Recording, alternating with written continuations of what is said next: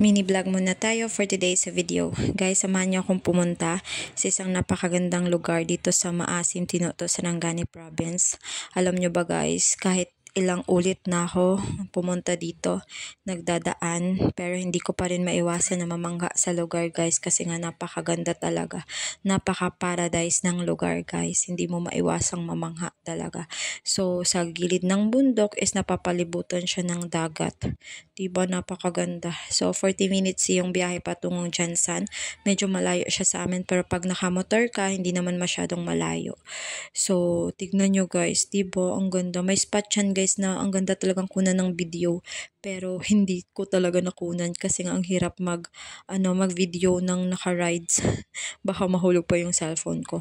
So, yung pupuntahan kong beach resort guys, ang beach resort ng idol nyo na si Manny Pacquiao. So, nakarating na kami. Bago kami pumasok, syempre mag-i-entrance fee muna tayo. Yung entrance fee nila guys, hindi naman mahal kasi 50 pesos lang. Pagkarating mo, hindi ka magsisisi sa 50 pesos mo. Kasi nga, napakaganda ng lugar guys. Mabubusog ka sa mga tanawin nila. So, ang ganda pa ng dagat nila. Pwede ka pang maligo guys. May sila. Hindi naman talaga maiwasan natin dito guys na may mga bato-bato. Pero may part sila guys na sa beach resort nila na white sand talaga. Medyo inayos nila yon. So, dito kami naligo. So, hanggang dito na lang aking video guys. Maraming salamat sa inyong panonood. Bye!